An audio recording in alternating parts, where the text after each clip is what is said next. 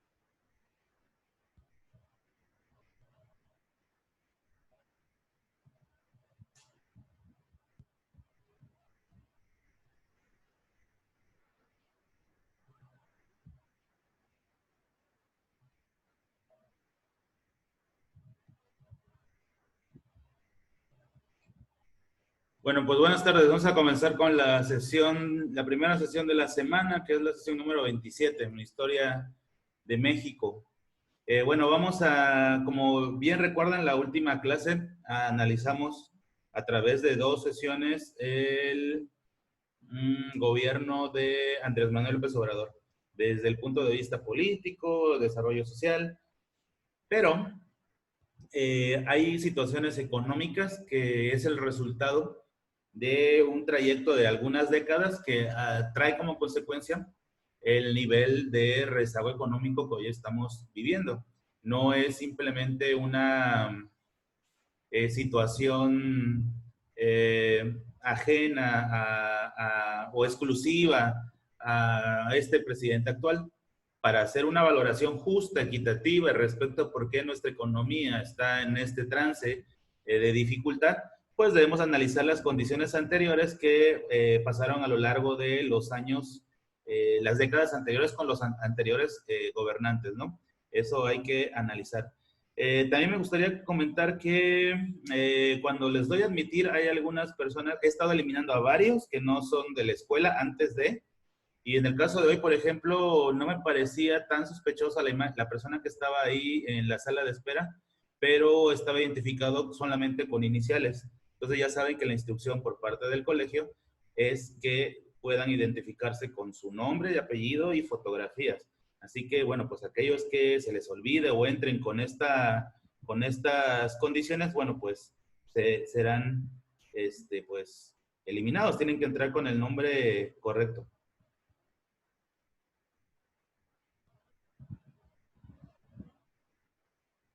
Entonces, bueno, para entrar, pues pónganse el nombre adecuado.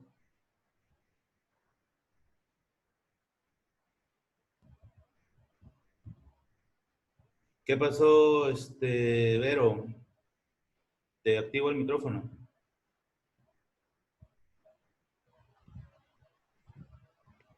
Profe, Dime.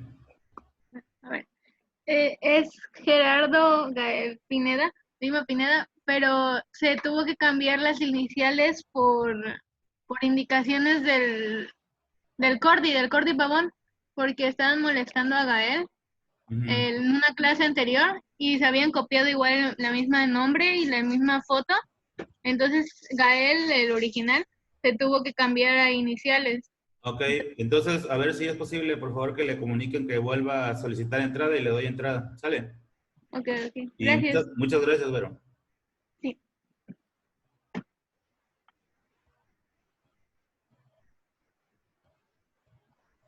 Entonces, bueno, siguiendo con la parte esta que les comentaba de el análisis, yo no puedo hacer un análisis del presente sin no conocer lo que ocurrió antes. No se justifica de ningún modo, no estoy diciendo que el presidente actual, el gobierno actual, de alguna u otra manera esté exento de crítica porque le entregaron un país prácticamente desbaratado, económicamente, socialmente. Acuérdense que la concepción de política incluye que hay que utilizar el cargo político con eficacia y eficiencia. ¿Qué significa? Que las circunstancias no tienen por qué de alguna u otra manera influir en que tú hagas un buen trabajo, o si no, y si crees que era tan imposible, pues no hubieras querido entrarle al toro, ¿no? Como dicen. Entonces, bueno, sí, sin embargo, hay que hacer un recuento de lo que ha ocurrido anteriormente para llegar a este momento en el que estamos. Por eso es que estas 3 sesiones de esta semana están enfocadas sobre todo a la parte económica, a tratar de entender al país desde el punto de vista económico, con lo cual podamos entender por qué hoy estamos así. Hemos intentado diferentes caminos, diferentes alternativas durante los sexenios del PRI, donde prácticamente el PRI no daba alternancia al poder, durante prácticamente todos estos años, el Estado era el protagonista, era el que se le conoce como el modelo del Estado benefactor. No es un modelo económico, es un enfoque de la política. El Estado todopoderoso, ¿no? La figura del presidente como lo más alto, ¿no? En la época del presidencialismo. Entonces, bueno, en el caso de estos presidentes, bueno, todo el poder residía en la persona, en el partido, y el Estado era el Estado gestor. El pueblo se conformaba con la política pública y con los programas asistenciales que el gobierno otorgaba. Sin embargo, en la época ya más moderna transitamos a un modelo económico diferente, más abierto, más plural, más enfocado a la parte globalizadora. Y bueno, aún así, no lo hemos implementado bien. Miren, el neoliberalismo como tal es un modelo que no genera el bienestar o que difícilmente genera el bienestar para todos. Pero el neoliberalismo, con la ideología mexicana, con los tintes mexicanos, es todavía peor, porque está lleno de corrupción, de ideas tendenciosas, de buscar el apoyo al pueblo, pero con fines electorales. Entonces es aún peor. El análisis que vamos a hacer a partir de ahora es, en ese sentido, analizar políticamente al país, económicamente al país, para poder entender por qué hoy estamos así, sin ya analizarlo por presidentes, como fue el análisis anterior. Entonces, bueno, eso es lo que haremos en esta semana, entre la sesión 27, 28 y 29. Recordarles que, bueno, ustedes tienen que subir sus actividades, en mi caso, en Drive, lo más pronto que puedan, considerando que ahorita no estamos en época de exámenes, cuando menos para ustedes, ¿no? Entonces, sí subir las plataformas en Drive, lo que se pide, el libro ya lo acabamos, ya no va a haber actividades de libro, solamente en la libreta y la fotografía convertida en PDF y que se sube a Drive. Y bueno, estar pendiente de la evaluación para las siguientes semanas, que van a ser las evaluaciones del tercer parcial. Entonces, estar pendiente de las fechas y los comunicados que les tengan que dar sus coordinadores. Entonces, bueno, previo a esta introducción, hablando de modelos económicos en México, hemos transitado por estos. Estoy hablando del México contemporáneo, pero vamos a hacer un pequeño análisis de antes del México contemporáneo, cómo estaba nuestro país. Antes de 1940, de hecho, previo a 1940, el último gobernante, la última persona que estuvo a cargo del poder, fue Lázaro Cárdenas. Este presidente Lázaro Cárdenas inicia una política que se llamó nacionalización. La nacionalización tenía que ver con comprarle o expropiarle, en muchos casos, a la iniciativa privada, pero sobre todo a esa iniciativa privada, pero extranjera, no iniciativa privada mexicana, para quitarles el control y el poder que tenían sobre aspectos relacionados como la energía eléctrica, la parte de el petróleo, ferrocarriles, que de alguna u otra manera estaba controlada por estas grandes empresas transnacionales, que, bueno, tenían el control de la economía en el país. Vero, te activo el micrófono.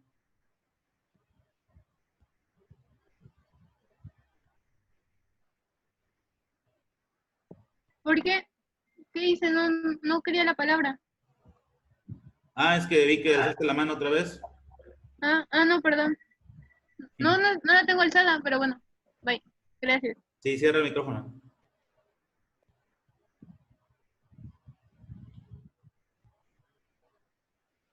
Bueno, les decía, en el caso de previo a 1940, nuestra economía era una economía meramente agropecuaria. Éramos grandes productores de materia prima. Además del petróleo, que no estaba prácticamente en manos mexicanas, sino de extranjeros, pues éramos un país meramente rural. Las cosas que exportábamos al mundo eran productos agropecuarios, sobre todo productos agrícolas que nos han identificado de toda la vida, ¿no? Tomate, frijol, aguacate, chile, entre otros productos, café.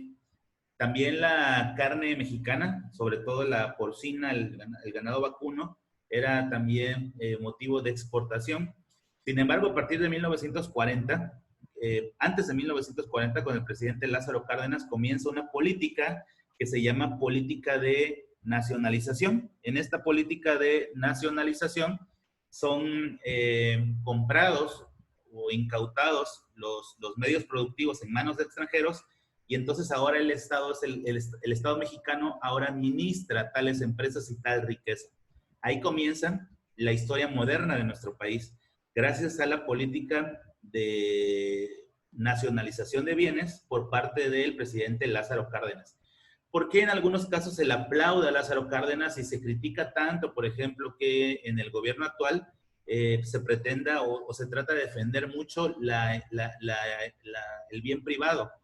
Porque no es lo mismo. Lázaro Cárdenas nacionaliza eh,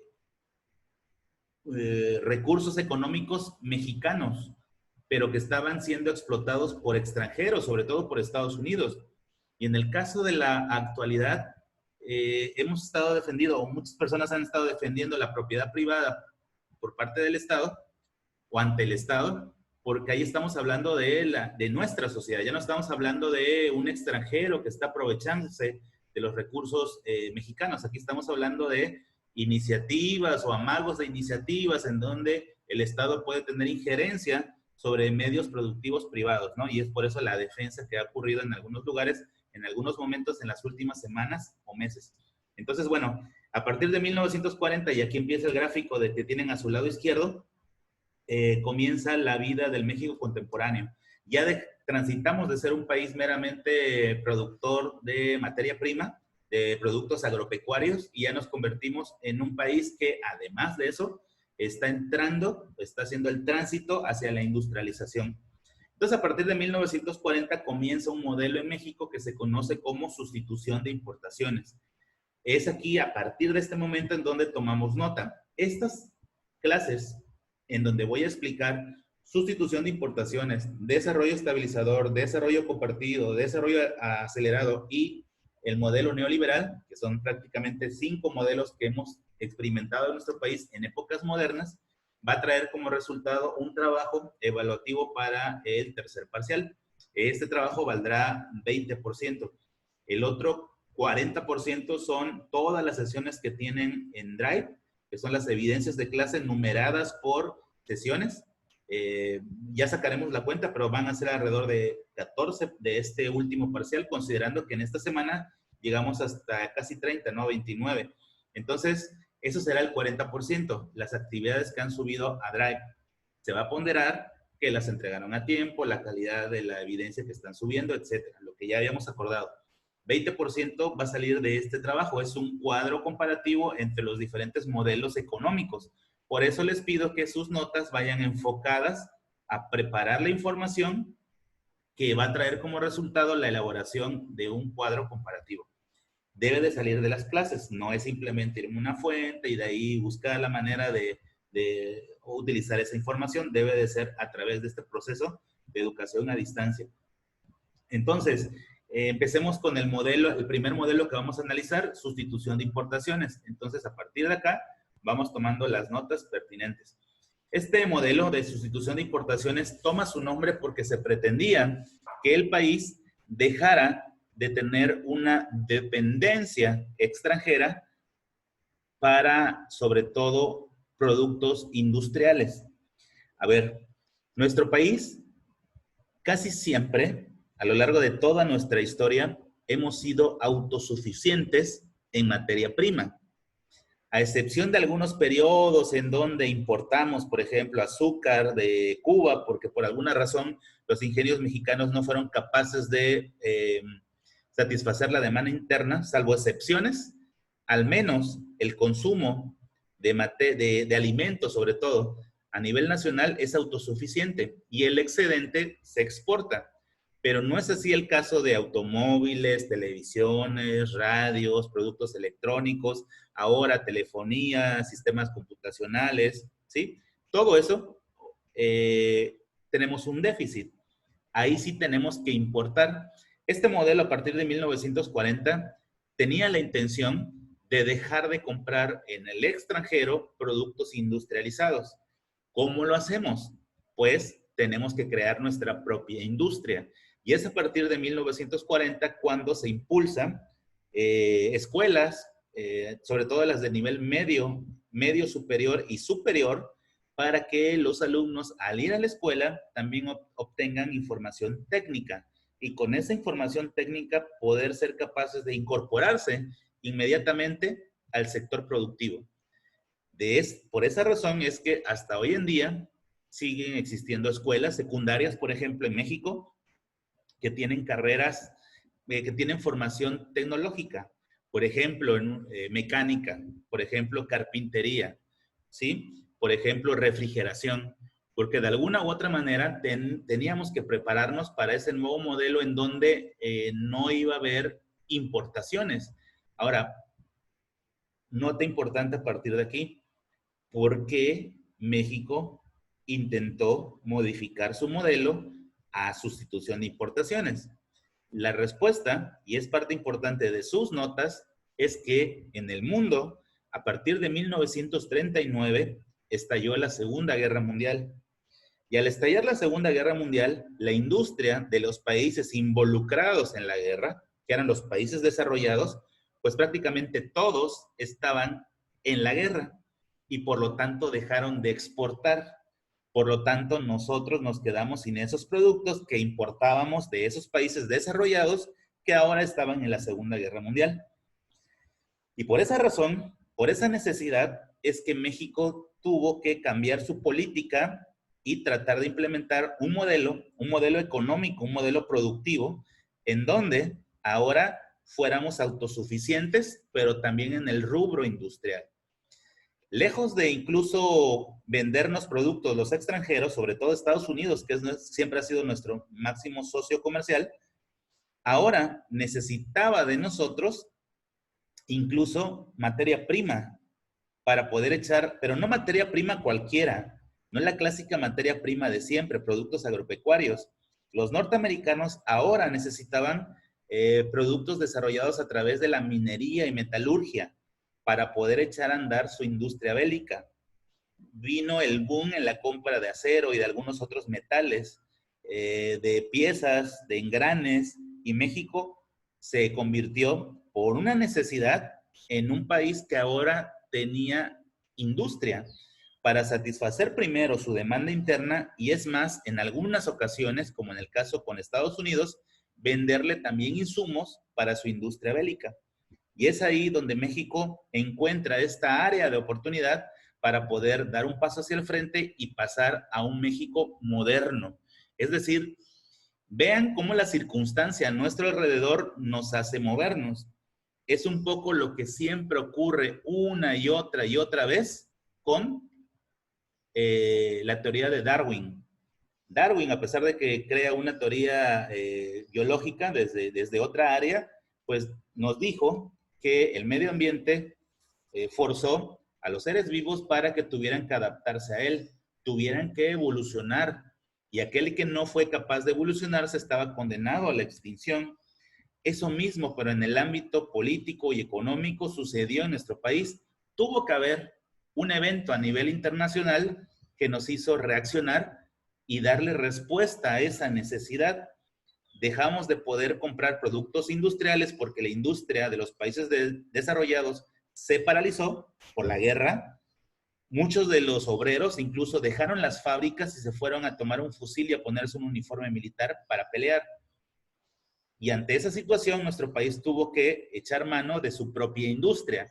¿Eso qué provocó? Que entre 1940 y 1954, los presidentes que estuvieron en turno, que fueron 3, aunque prácticamente 2 sexenios y 2 años de un presidente más, tuvieran que hacer política pública para echar a andar esta ahora nueva industria mexicana. Entonces, bueno, vamos a enfocarnos exclusivamente el día de hoy a sustitución de importaciones. Posteriormente, después de estos 14 años de sustitución de importaciones, transitamos a un modelo que se llamó desarrollo estabilizador. Ese desarrollo estabilizador tuvo una vigencia de 16 años. Y en ese desarrollo estabilizador cambia de nombre porque, oye, muy bien que ahora fabricamos nuestros propios productos, pero se nos estaba elevando demasiado la inflación y la deuda. Entonces, ¿de qué sirve crecer en tu Producto Interno Bruto 6% si tu inflación se te va al 10%? ¿De qué te sirve que el Producto Interno Bruto crezca al 8% si la inflación se va al 9%?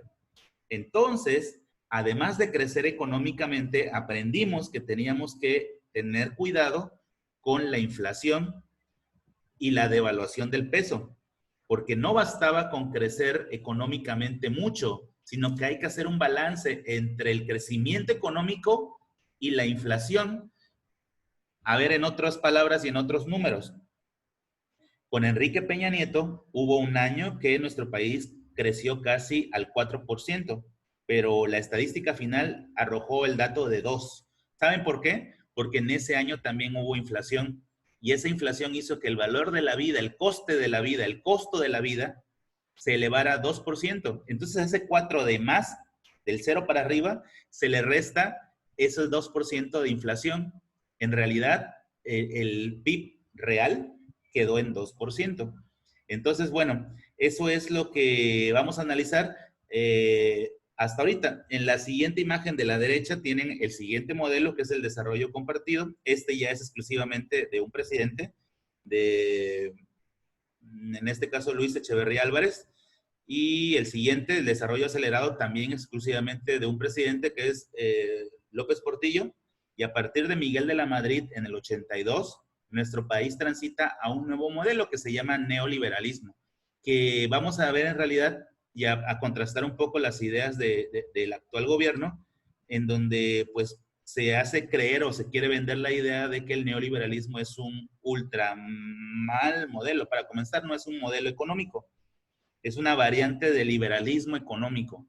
Y de hecho, el que está vigente ya no es el neoliberalismo, son las economías abiertas, es el nuevo término. Entonces, bueno, eso analizaremos, pero en las siguientes sesiones, en las siguientes sesiones de la semana. Vamos a concentrarnos en sustitución de importaciones y un término que nace en este modelo que se llama milagro mexicano. Esas dos van a ser nuestros temas a desarrollar, sustitución de importaciones y milagro mexicano. Voy a cambiar de diapositiva. Lo único que hice aquí es presentarles los diferentes modelos por los cuales hemos transitado en nuestro país, que hoy nos encontramos estancados en este o enfocados en este, que en realidad vamos a analizar si realmente estamos en un neoliberalismo o no. Bueno, hablemos de sustitución de importaciones. La primera imagen que ven ahí es el logotipo que todo el mundo conoce, de hecho, en México. Surge en esta época. Porque ahora con las importaciones, esta imagen sería la que nos representaría a nivel mundial. Esos productos que son exportados llevan ese emblema de hecho en México con esa águila, que es parte de lo que nos identifica tanto a México como a Estados Unidos, ¿no? También. Entonces, bueno, ese hecho en México es parte de lo que simboliza o significa el modelo de sustitución de importaciones. Se deja de comprar lo mexicano, pero acuérdense que también el excedente de la producción se empieza a exportar. Entonces, por primera vez de manera formal, nuestro país, además de ser o intentar ser autosuficiente, va a ser capaz del excedente de producción poderlo vender en el extranjero a través de exportaciones. Y es ahí donde aparece el emblema o el logotipo de Hecho en México. Notas aquí de sustitución de importaciones. Este modelo va de 1940 a 1954. Incluye a 3 gobiernos. Manuel Ávila Camacho, son notas, Este modelo económico de sustitución de importaciones incluye a Manuel Ávila Camacho, que gobierna de 1940 a 1946. Incluye también, después de Manuel Ávila Camacho, del 40 al 46, le toca el turno a Miguel Alemán Valdés, que gobierna del 46 al 52. Hasta ahora entonces van 2 presidentes.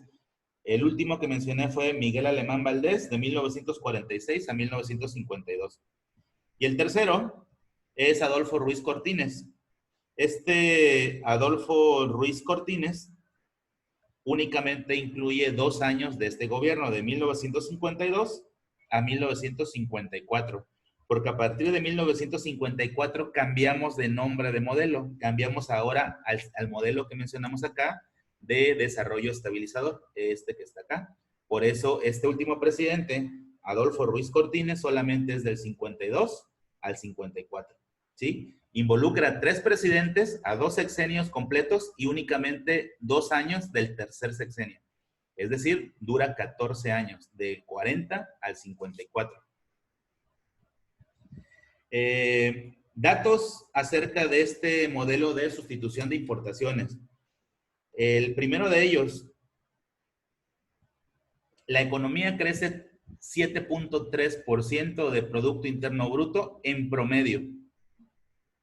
Otra vez, la economía mexicana crece 7.3% de PIB, Producto Interno Bruto, abreviado con la letra P y B grande, Producto Interno Bruto, 7.3%.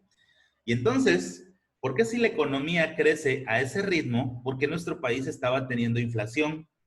¿Por qué nuestro país económicamente crecieron el número de millones de pobres en el país? Si vivíamos en una aparente bonanza económica, ¿qué sucedió entonces que hizo que nuestro país no pudiera crecer adecuadamente a pesar de esos supernúmeros? Oigan, los últimos presidentes han crecido no más del 2 puntos porcentuales.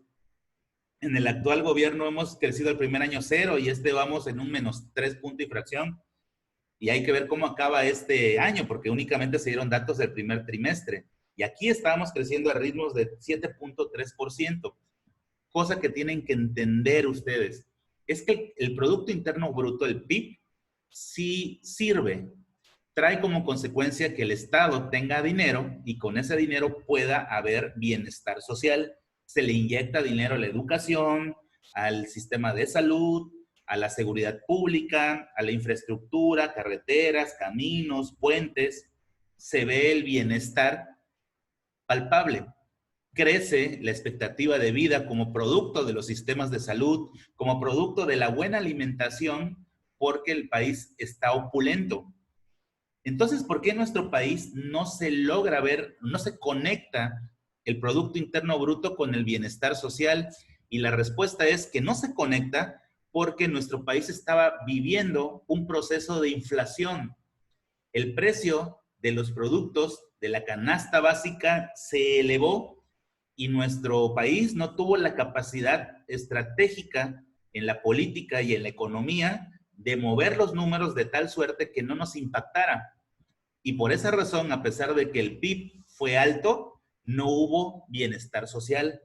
Para que no se confundan con los términos que se usan hoy en día, el bienestar social involucra calidad de vida, buenos servicios, buena infraestructura, alto nivel de vida, bajos índices de delincuencia, alto grado de desarrollo en el sector salud, educativo, buena infraestructura, excelentes carreteras, caminos, puentes, ¿sí?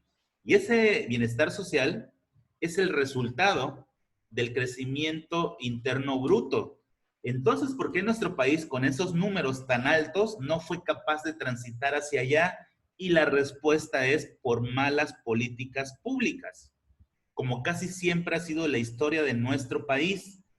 Muy bien el modelo de industrialización, muy bien que seamos ahora autosuficientes y que podamos vender al extranjero el excedente, pero si no hay un buen manejo económico, político, pues todos esos beneficios terminan no impactando en la realidad social. Y eso fue lo que pasó aquí.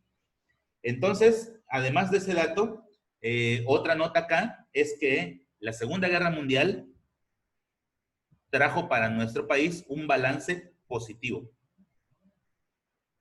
La Segunda Guerra Mundial trajo para nuestro país un balance positivo. ¿Por qué? Porque empezamos a vender a los extranjeros productos que ellos no tenían porque había sido paralizada su industria, el campo, la agricultura, por la guerra. Y nuestro país, acuérdense que no vivió la guerra en nuestro territorio. Nuestro país sí participa en la Segunda Guerra Mundial con el escuadrón mexicano aéreo, pero en el Pacífico contra Japón. En realidad nunca nuestro país, es más, el continente americano, salvo el bombardeo a Pearl Harbor en Hawái, se vio exento de cualquier conflicto. Entonces, la Segunda Guerra Mundial trajo beneficios para nuestro país, porque crecieron las exportaciones, porque México requirió productos para su industria bélica. Es más, nos solicitaron mano de obra cuando los braceros mexicanos tuvieron que ir a trabajar allá al campo, porque ellos tenían un déficit de población. Los hombres estaban ocupados en la guerra. Y entonces nuestro país aprovechó esa situación para convertirse y afianzarse como un gran exportador.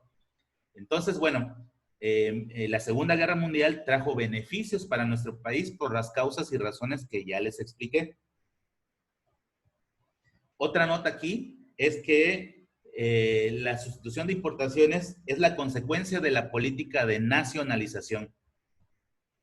Esta política de nacionalización, acuérdense que nace con Lázaro Cárdenas. Lázaro Cárdenas es el padre de la política de la nacionalización. Por eso es que Lázaro Cárdenas es uno de los presidentes más influyentes con mejor calificación de los que hemos tenido, por su política nacionalizando todo aquello que estaba siendo explotado todavía en épocas modernas por Estados Unidos, Inglaterra, Francia, Holanda, Alemania. Y cuando hace la política de nacionalización, nacen empresas nuevas mexicanas como Comisión Federal de Electricidad, como Pemex, entre otras que se convertirían en empresas paraestatales. Paraestatales significa que el gobierno las controla, porque en este modelo todavía no existía la iniciativa privada. Éramos un estado benefactor, donde el gobierno es el estado rector. Es el que comanda, el que gobierna, no nada más la política, también la economía, también la educación, también todo, todo lo que tiene que ver con el país.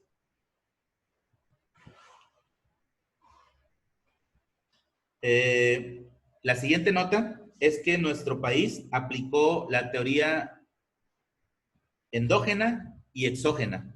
Es un término que van a ver en economía para los que el próximo semestre se vayan al área de administración. Una teoría endógena, endo, de dentro de, endógena, es una teoría donde el crecimiento económico se enfoca a un crecimiento desde dentro, no desde el extranjero.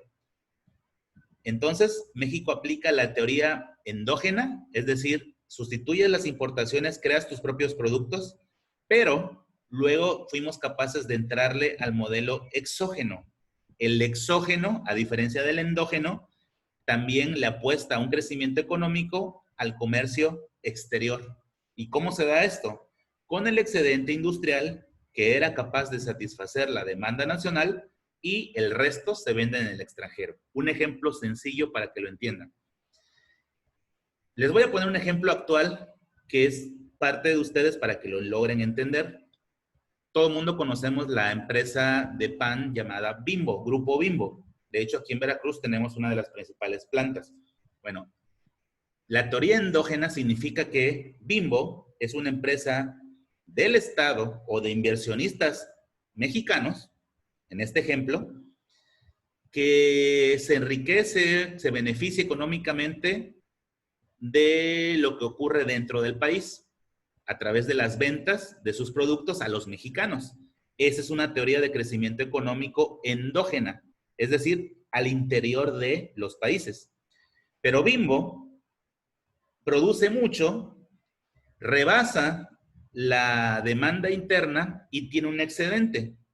Ese excedente es el que se comercializa en el extranjero.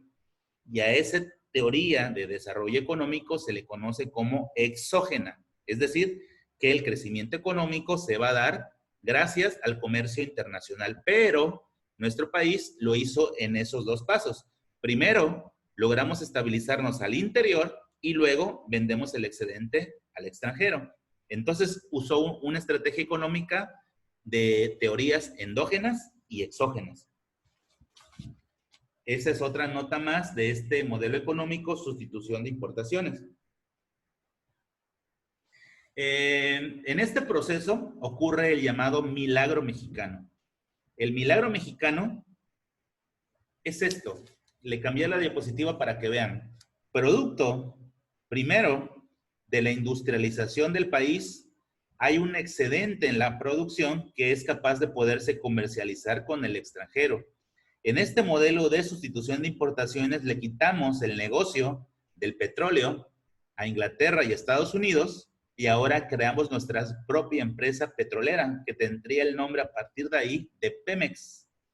Y entonces, el modelo de sustitución de importaciones, pues todo parecía excelente, pero la gran lección que nos dejó el modelo de sustitución de importaciones es que además de apuntarle al crecimiento económico y a ganar más, también tienes que cuidar otros factores, como cuáles, como no gastar más de lo que produces.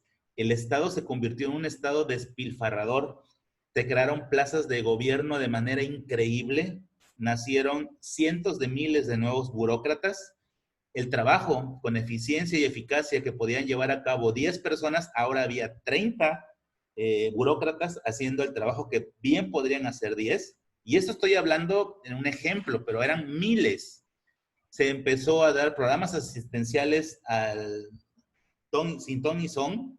Miles y millones de personas se vieron beneficiadas con programas asistenciales por personas marginadas, el campo, indígenas, a todos aquellos que pertenecían a afiliaciones sindicales, que se convirtió luego en la base o en el voto duro de los partidos. Bueno, pues los gobiernos despilfarraron el dinero hacia ese sentido. Y eso provocó que hubiera un déficit. La cantidad de dinero que se produce se le llama superávit y lo que se gasta se le llama déficit. Bueno, pues hubo un balance negativo entre lo que se produce, que es el superávit, y lo que se gasta, que es el déficit.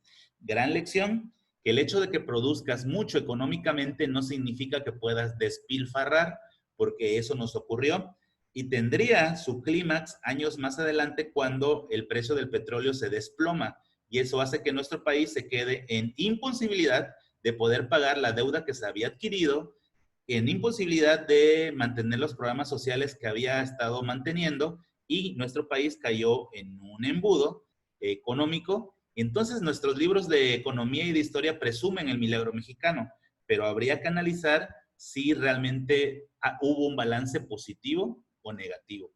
Esto es lo que vimos el día de hoy.